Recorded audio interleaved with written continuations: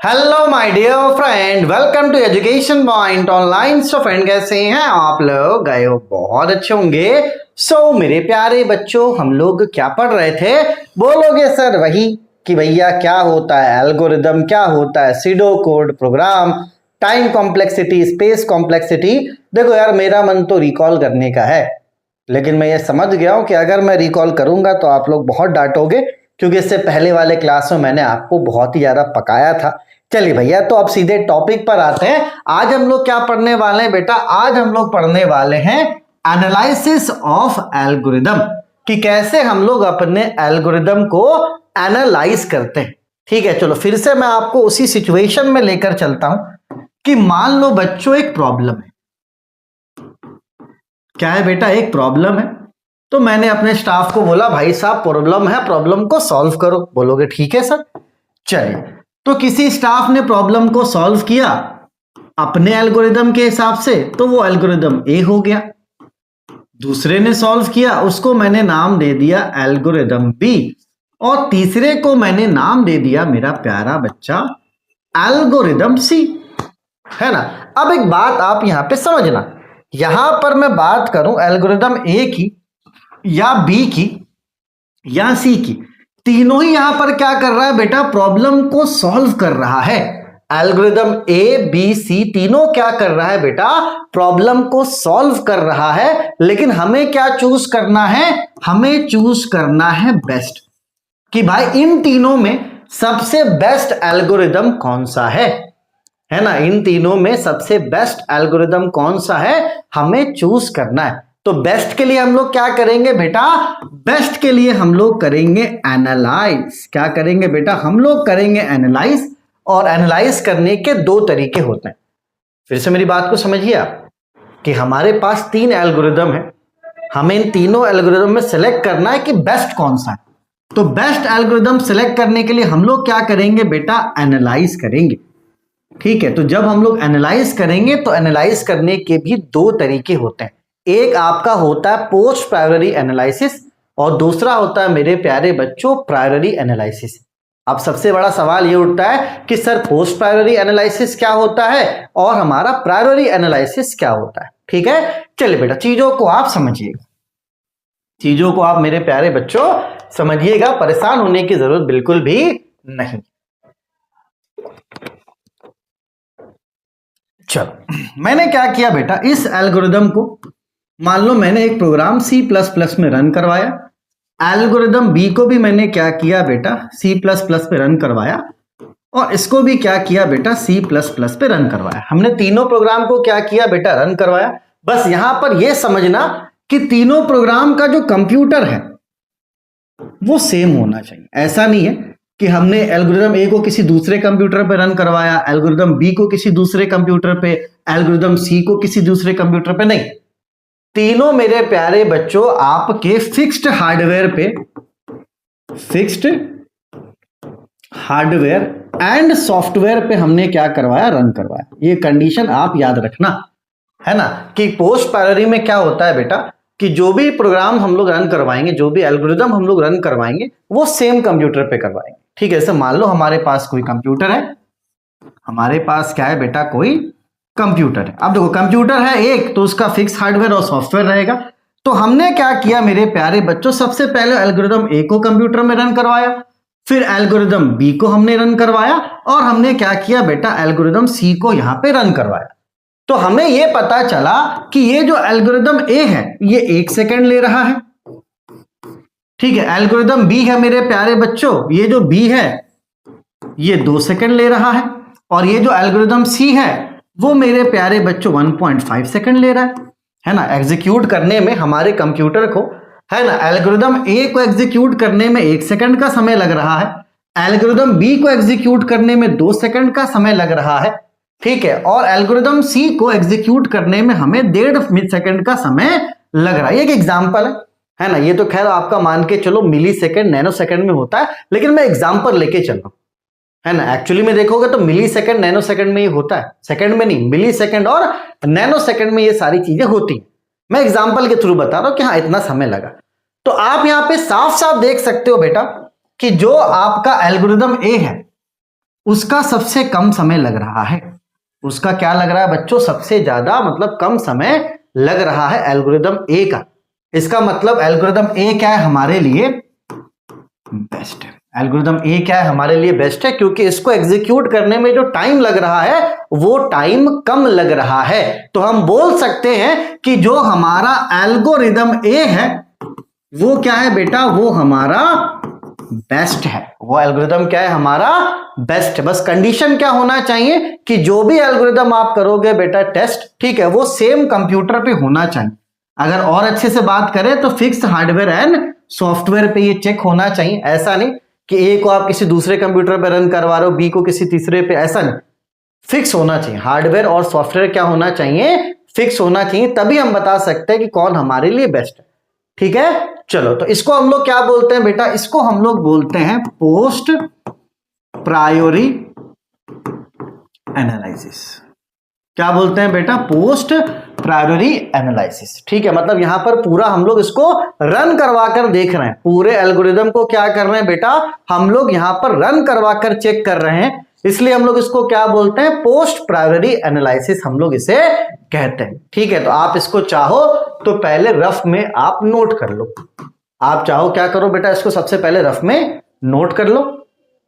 चलो, उसके बाद इसके डेफिनेशन को आप नोट कर लो।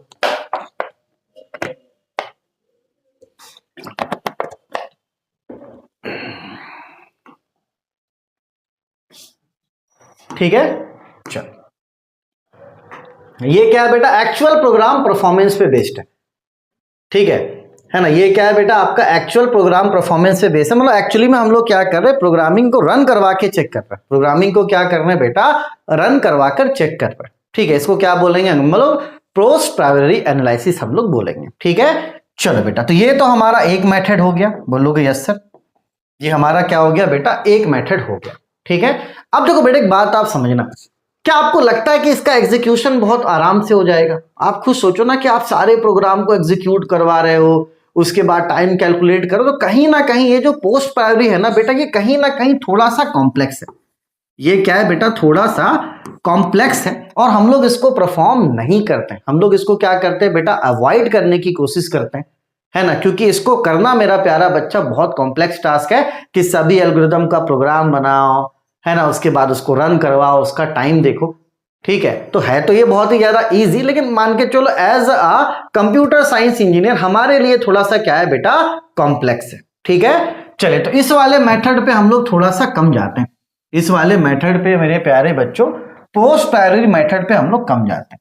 ठीक है, तो पोस्ट प्रायोरी आपको समझ में आ गया कि यहां पर जो भी आपका एल्गोरिदम होगा उसको हम लोग कंप्यूटर पे रन करवाएंगे, उसका टाइम चेक करेंगे, जिसका टाइम कम होगा उसको बोल देंगे कि भाई ये हमारे लिए बेस्ट है। ठीक है, बोलोगे यस सर? कोई दिक्कत वाली बात नहीं।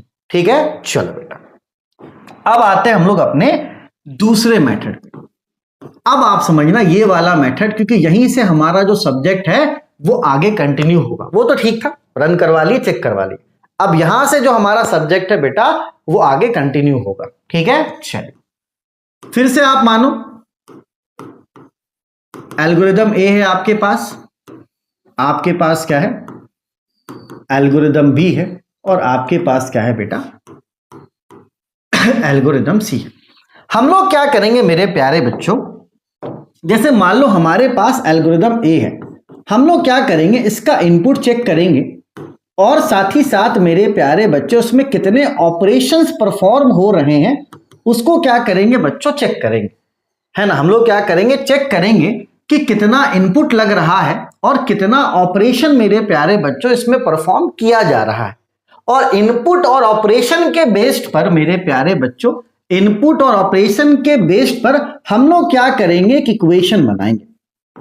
हम लोग क्या करेंगे बेटा? हम लोग एक इक्वेशन बनाएंगे। तो मतलब कहीं ना कहीं जो आपका एल्गोरिदम है उसको हम लोग क्या करेंगे? इक्वेशन में कन्वर्ट करेंगे। हम लोग क्या करेंगे बेटा? जो भी हमारा एल्गोरिदम है उस एल्गोरिदम को इनपुट और ऑपरेशन के आधार पर हम लोग क्या करेंगे? उसको कन्वर्ट करेंगे इक्वेशन पे। ठीक है, तो मान लो एल्गोरिदम ए का जो इक्वेशन बना वो इक्वेशन ए बना, उसी तरीके से एल्गोरिदम बी का भी हम लोग इक्वेशन बनाएंगे। उसी तरीके से एल्गोरिदम सी का भी क्या करेंगे बच्चों, हम लोग यहां पर इक्वेशन बनाएंगे, है ना। यहां पर टाइम का कोई भी रोल नहीं है, इस बात को आप समझना। इससे पहले वाले में टाइम का रोल था, हमने प्रोग्राम को रन करवाया और हमने उसका टाइम देखा कि प्रोग्राम को एग्जीक्यूट होने में कितना समय लग रहा है, तो वहां पे टाइम का रोल था। यहां पर टाइम का कोई भी रोल नहीं है ना, यहां पर टाइम का कोई भी रोल नहीं है। सिंपली आप समझो कि आप अपने एल्गोरिदम में अपने इनपुट और ऑपरेशन को चेक करके, अपने इनपुट और ऑपरेशन को चेक करके आपने क्या किया, एक इक्वेशन बनाया, इक्वेशन ए, इक्वेशन बी और इक्वेशन सी। ठीक है बेटा, इक्वेशन आपके पास बन गया, बोलोगे यस सर। अब हम लोग क्या करेंगे, जो इक्वेशन हमारे पास बन जाएगा, जैसे हमारे पास इक्वेशन ए है, हमारे पास इक्वेशन बी है, हमारे पास मेरे प्यारे बच्चों इक्वेशन सी है। हम इन तीनों इक्वेशन का क्या करेंगे बच्चों, रेट ऑफ ग्रोथ चेक करेंगे। क्या चेक करेंगे बेटा, रेट ऑफ ग्रोथ चेक करेंगे। अभी मैं आपको रेट ऑफ ग्रोथ के बारे में बताऊंगा क्या होता है। हम लोग क्या करेंगे, इन तीनों ऑपरेशन का रेट ऑफ ग्रोथ चेक करेंगे। और अगर मेरे प्यारे बच्चों आपका रेट ऑफ ग्रोथ, अगर हमारा रेट ऑफ ग्रोथ जो है अगर वो ज्यादा है, इसका मतलब कि जो प्रोग्राम है बेटा वो स्लो होगा। और जिसका रेट ऑफ ग्रोथ, जिसका रेट ऑफ ग्रोथ मेरे प्यारे बच्चों कम होगा, इसका मतलब वो जो आपका एल्गोरिदम है वो आपका फास्ट होगा। वो एल्गोरिदम क्या होगा बेटा, फास्ट होगा। ठीक है, तो यहां पर फिर से आप प्रोसेस को समझना कि हमने क्या किया, सबसे पहले एल्गोरिदम को इक्वेशन में कन्वर्ट करा और फिर क्या किया बेटा, उस इक्वेशन का रेट ऑफ ग्रोथ हमने चेक किया। हमने क्या किया बेटा, रेट ऑफ ग्रोथ चेक किया। और मैं आपको बस इतना कहना चाहता हूं बेटा कि रेट ऑफ ग्रोथ अगर ज्यादा है, अगर किसी इक्वेशन का रेट ऑफ ग्रोथ ज्यादा है, मतलब क्या है बेटा, वो आपका स्लो होगा। और किसी इक्वेशन का रेट ऑफ ग्रोथ कम है, इसका मतलब वो क्या होगा बेटा, फास्ट होगा। तो इस मेथड को हम लोग क्या बोलते हैं बेटा, इस मेथड को हम लोग बोलते हैं मेरे प्यारे बच्चों प्रायोरी एनालिसिस। मतलब इसको हम लोग पहले ही एनालाइज कर लेते हैं किसी एल्गोरिदम को, है ना। एल्गोरिदम को इक्वेशन में कन्वर्ट करके हम लोग पहले ही एनालाइज कर लेते हैं कि किसमें ज्यादा समय लगेगा और किसमें कम समय लगेगा। जैसे मान लो बेटा, बात समझो, जैसे मान लो आपको भोपाल से इंदौर जाना है, आपको बेटा भोपाल से इंदौर जाना, बात समझना बेटा, बात समझना। अगर आप किसी गाड़ी से जाते हो भोपाल से इंदौर और आपने टाइम कैलकुलेट कर लिया और 3 घंटे लगते हैं, तो बाकायदा यहां पर आप देखो कि आपका एक्सपेंस बढ़ा है, बाकायदा आपका एक्सपेंस बढ़ा है कि आप पूरे गाड़ी लेकर गए और पूरे गाड़ी से लेकर जाकर आपने चेक करा कि भैया आप इंदौर जाओगे कहां पे, 3 घंटे में। लेकिन देखना बेटा, अभी क्या है, गूगल मैप आ गया, वो आपको पहले ही बता देता है कि आपको कितना समय लगेगा। आप खुद सोचो तो कितना आसान हो गया ना। कि जैसे मान लो बेटा, बात समझो, बहुत अच्छा एग्जांपल आया, बहुत अच्छा एग्जांपल आया बेटा। देखो बात समझो, जैसे भोपाल से इंदौर जाना है, इसके 3 रास्ते हैं। ये पहला रास्ता, ये दूसरा रास्ता, ये तीसरा रास्ता। आप जब पहले रास्ते पे गए तो आपको पता चला 3 घंटा लगता है, दूसरे रास्ते पे गए आपको पता चला इसमें 4 घंटा लगता है, और तीसरे रास्ते पे आपको पता चला कि यहां पर 3.5 घंटा लगता है मान। तो आपने क्या किया बेटा, तीनों रास्ते पे चलकर आपने देखा, तब आपको पता चला कि नहीं यार ये वाला रास्ता अच्छा है। तब आपको पता चला कि ये वाला जो रास्ता ए है, ये रास्ता मान लो बी है और ये सी है। तब आपको पता चला कि यार ए वाला रास्ता क्या है, सही है, क्योंकि इसमें कम समय लगता है। मतलब आप बाकायदा चल रहे हो सभी रास्तों पे, आपने ए पे भी चला, जैसे प्रोग्राम आपने ए भी रन करा, बी भी रन करा, सी भी रन करा, तब आपको पता चला अच्छा ये वाला अच्छा है। लेकिन आप अगर पहले ही एनालाइज कर लो, आप क्या करो बेटा, पहले ही एनालाइज करो, तो कहीं ना कहीं आपका जो पैसा और समय, स्पेस, सब कुछ बचेगा। आप अभी गूगल मैप पे डालते हो, देखो 3 रास्ते बता दे, 3-4 रास्ते बता देते कि भाई इसमें कम समय लगेगा, इसमें ज्यादा समय लगेगा। तो बेसिकली क्या है बेटा कि यहां पर पहले ही एनालाइज कर लेना, है ना, पहले ही एनालाइज कर लेना कि हमें कौन से रास्ते पे चलना है। तो देखो बेटा, उस वाले मेथड से आपको ए बी सी तीनों रास्ते पे चलना पड़ा, ठीक। और अगर आप पहले ही एनालाइज कर लेते हो कि नहीं यार इसी रास्ते पे चलना है, तो देखो आपको सिर्फ एक रास्ते पे चलना पड़ा। तो यही डिफरेंस है बेटा कि हम लोग पोस्ट प्रायोरी एनालिसिस को उतना वैल्यू नहीं देते। है ना। हम लोग किसको वैल्यू देते हैं बेटा, हम लोग देते हैं प्रायोरी एनालिसिस को, क्योंकि हमें पहले ही पता चल जाता है कि कौन सा एल्गोरिदम कितना समय लेगा, और हम उसी को क्या करते हैं, फिर मान के चलो रन करवाते हैं। हम सबको रन नहीं करवाएंगे, हम सबको सबसे पहले क्या करेंगे, इक्वेशन में कन्वर्ट करेंगे, है ना। हम रेट ऑफ ग्रोथ चेक कर लेंगे, और जैसे रेट ऑफ ग्रोथ हम चेक कर लेंगे हमें पता चल जाएगा कौन सा एल्गोरिदम स्लो है, कौन सा एल्गोरिदम फास्ट है। ठीक है, चलिए बेटा, तो ये बहुत प्यारा एग्जांपल था कि सभी रास्ते पे चलने से अच्छा है कि पहले आप डिसाइड कर लो कि कौन सा रास्ता आपको फास्टली पहुंचा देगा। आप उसी रास्ते पे चलोगे, आपका प्रोग्राम भी रन हो जाएगा, और कहीं ना कहीं बेटा आपका स्पेस वगैरह भी बचेगा। ठीक है, इसलिए हम लोग किसको ज्यादा वैल्यू देते हैं, हम लोग ज्यादा वैल्यू देते हैं प्रायोरी एनालिसिस को, क्योंकि ये हमें पहले ही बता देता है,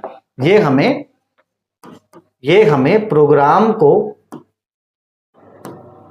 एग्जीक्यूट करने से पहले ही बता देता है कि कौन सा प्रोग्राम फास्ट होगा और कौन सा प्रोग्राम स्लो होगा। तो जो फास्ट वाला है बेटा एल्गोरिदम, उसको हम लोग क्या करेंगे, रन करवा लेंगे। ठीक है, चलो,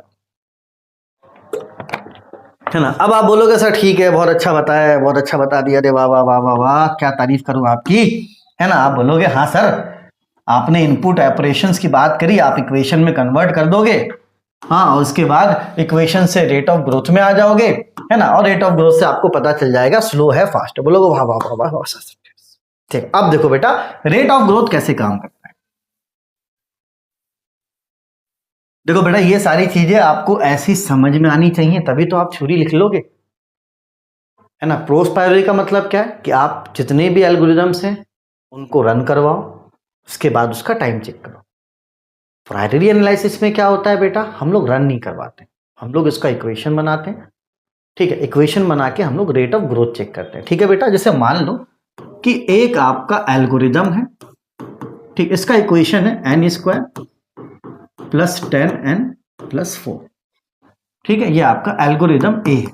अब मान लो आपके पास एल्गोरिदम बी है, ठीक है, n cube plus 4n square plus 4n plus 3। ठीक है, ये आपके पास दूसरा एल्गोरिदम है। अब देखो बेटा, रेट ऑफ ग्रोथ चेक करने के लिए आप हाईएस्ट पावर वाले को लो। अब देखो बेटा, यहां पे हाईएस्ट पावर क्या है, n स्क्वायर, ठीक, और यहां पर हाईएस्ट पावर क्या है बेटा आपका n क्यूब। ठीक है, आप क्या करो, दोनों में कोई वैल्यू पुट कर दो। ठीक है, इसमें क्या करो बेटा, आप 2 पुट कर दो, तो 2 का स्क्वायर 4 हो गया, और यहां पर वैल्यू पुट करोगे 2 का क्यूब कितना हो गया, 8 हो गया। अब यहां पे देखो बेटा, इसका रेट ऑफ ग्रोथ क्या है, कम है, इसका रेट ऑफ ग्रोथ क्या है बेटा आपका 4 कम है, और इसका रेट ऑफ ग्रोथ क्या है बेटा, ये ज्यादा है। तो जिसका रेट ऑफ ग्रोथ ज्यादा होगा वो क्या होगा बेटा, स्लो होगा। मतलब ये वाला जो एल्गोरिदम है ये क्या हो गया बेटा, स्लो, और ये वाला जो एल्गोरिदम है बेटा ये हो गया आपका फास्ट। देखो, रेट ऑफ ग्रोथ से हमें पता चल जाता है कि कौन सा एल्गोरिदम स्लो होगा और कौन सा एल्गोरिदम फास्ट होगा। ठीक है, फिर से देख लो। ठीक है, हमने यहाँ पे हाईएस्ट पावर माना n स्क्वायर वाले को, और यहाँ पे हाईएस्ट पावर क्या था, n क्यूब था। हमने क्या किया, एक वैल्यू रखा। ठीक है, तो देखो यहाँ पे n की जगह पे हमने 2 रखा, तो 2 का स्क्वायर हो गया 4, और यहाँ पे 2 का क्यूब हो गया आपका 8। तो देखो यहाँ पर वैल्यू मिला 4, और यहाँ पर वैल्यू क्या मिला, 8 मिला। ठीक है, तो यहाँ पर रेट ऑफ ग्रोथ क्या है बेटा, ज्यादा है। यहाँ पर क्या है, जो आपका रेट ऑफ ग्रोथ है वो ज्यादा है, मतलब ये क्या होगा बेटा, स्लो होगा। और यहां पर देखो रेट ऑफ ग्रोथ आपका 4 निकला है, मतलब यहां पर रेट ऑफ ग्रोथ जो है वो कम है, मतलब ये क्या होगा बेटा, फास्ट होगा। ठीक है ना। चलिए, तो इसको आप चाहो तो पहले नोट कर लो, है ना। अगर रफ में आपको चाहिए नोट करना तो रफ में आप चाहो तो इसको नोट कर सकते हो। ठीक है, चलो एक बार मैं रिकॉल करवा देता हूं, फिर सारे डेफिनेशंस में आपको लिखवा दूंगा। वैसे रिकॉल की जरूरत नहीं है मेरे हिसाब से, बहुत तुम डांटोगे, एक ही चीज को मैं बहुत बार बता देता हूं। चलो बेटा, पोस्ट प्रायोरी एनालिसिस, ठीक, इसके बारे में आप बोल सकते हो हाँ भैया जितने एल्गोरिदम है सबको रन करवाओ, टाइम चेक करो और बता दो कौन सा बेस्ट है। ठीक, ये आपने नोट कर लिया। ठीक, प्रायोरी एनालिसिस में क्या होता है बेटा, हम लोग यहां पर प्रोग्राम को रन करवाने से पहले ही चेक करते हैं। हम लोग क्या करते हैं बेटा, यहां पर जो हमारा एल्गोरिदम है उसके इनपुट और मेरे प्यारे बच्चों ऑपरेशन के आधार पर हम लोग इक्वेशन बनाते हैं, और उसी इक्वेशन का क्या चेक करते हैं बेटा, उसी इक्वेशन का चेक करते हैं रेट ऑफ ग्रोथ, और जिसका रेट ऑफ ग्रोथ कम होता है मतलब वो क्या है बेटा आपका फास्ट होगा, है ना, और जिसका रेट ऑफ ग्रोथ ज्यादा होगा वो क्या होगा बेटा, स्लो होगा। इसको आप नोट कर लो।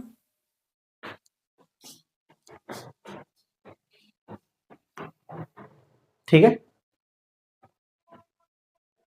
ना। अब देखो सोचो, बिना आप सोचो, आप एग्जीक्यूशन के एल्गोरिदम कितना पावरफुल है भाई साहब, कि बिना प्रोग्राम को एग्जीक्यूट किए हम बता पा रहे हैं कि कौन स्लो और कौन फास्ट है।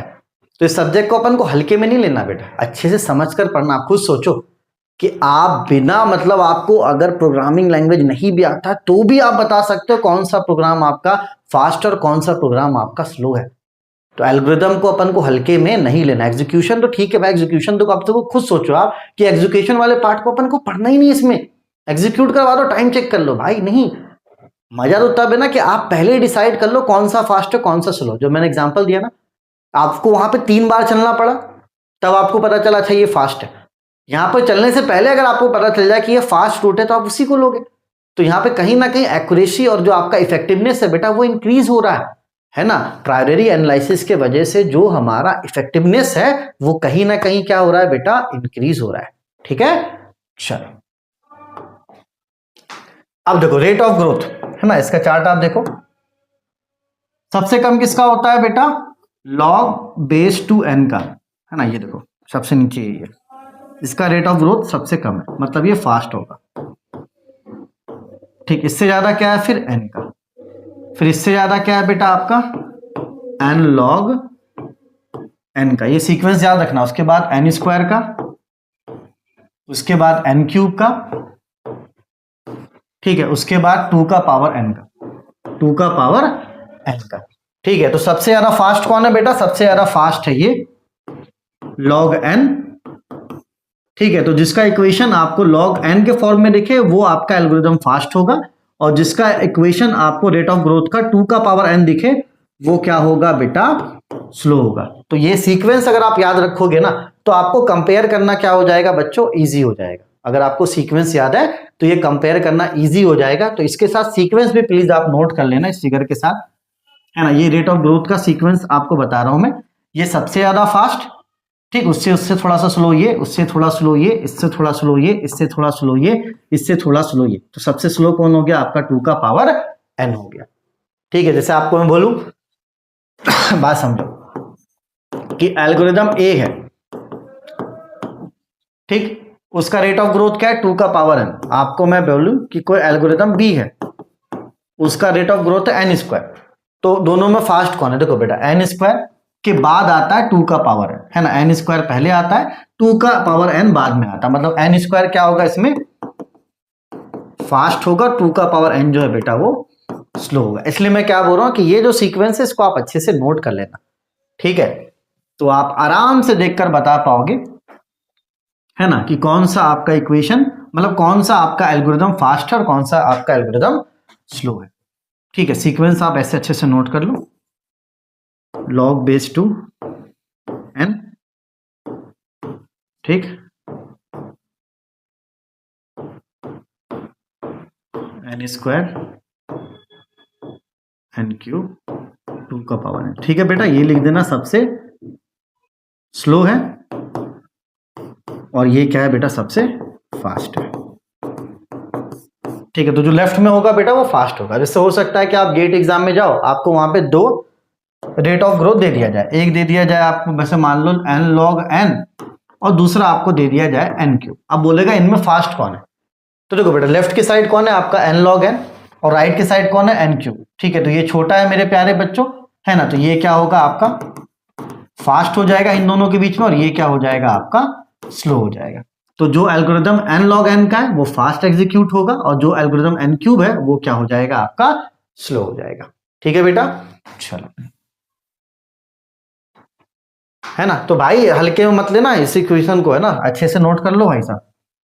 ठीक है, ऐसे फर्जी पढ़ाई नहीं पढ़ना। आप खुद सोचो यहाँ पे कि अभी दूसरा क्लास है और अपन को मजा आ रहा है कि बिना प्रोग्राम को एग्जीक्यूट करवाए हुए हम ये बता सकते हैं कि कौन सा प्रोग्राम फास्ट होगा और कौन सा प्रोग्राम स्लो होगा। ठीक है, चलो उसके बाद देखो बेटा एल्गोरिदम डिजाइन के जो टेक्निक्स हैं जो अपन को पढ़ना है उसमें है आपका डिवाइड एंड कॉन्क्वेट अप्रोच। ये आपको यूनिट 1 में पढ़ना है। ये बेसिकली एल्गोरिदम डिजाइन के टेक्निक्स हैं।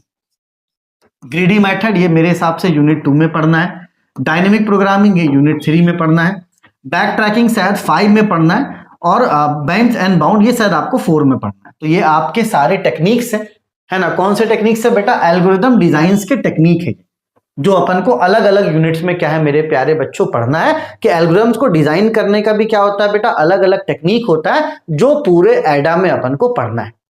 ठीक है, तो ये डिजाइन्स के टेक्निक हो गए, है ना। एल्गोरिदम को एनालाइज करने के दो टेक्निक्स होते हैं बेटा, एक आपका पोस्ट प्रायोरी जिसको हम लोग वैल्यू नहीं देते हैं, एक होता है हमारा प्रायोरी एनालिसिस जिसमें हम लोग एल्गोरिदम्स को इक्वेशन में कन्वर्ट करके उसके रेट ऑफ ग्रोथ के आधार पर हम ये डिसाइड करते हैं कि कौन सा एल्गोरिदम हमारा फास्ट होगा और कौन सा एल्गोरिदम हमारा स्लो होगा। तब तक अपने और अपनों का खूब ख्याल रखिए, अच्छे से मन लगाकर पढ़िए। ठीक है बेटा, तब तक के लिए टेक केयर, इसको आप नोट कर लीजिएगा। मिलेंगे नेक्स्ट क्लास में, तब तक के लिए टेक केयर, बाय बाय। अभी ये चैप्टर स्टार्ट होने में थोड़ा टाइम है, डिवाइड एंड कंकर अप्रोच जो है ये टाइम है अभी थोड़ा सा, है ना। अभी हम लोग एनालिसिस को थोड़ा और अच्छे से देखेंगे, है ना। जो हमारा प्रायोरी एनालिसिस है उसको अपन थोड़ा और अच्छे से स्टडी करेंगे बेटा, है ना। टाइम कॉम्प्लेक्सिटी के बारे में थोड़ा और जानेंगे, देन अपन उसमें आएंगे। ठीक है, चलिए तब तक अपने और अपनों का खूब ख्याल रखिए। Take care, bye bye, Tata.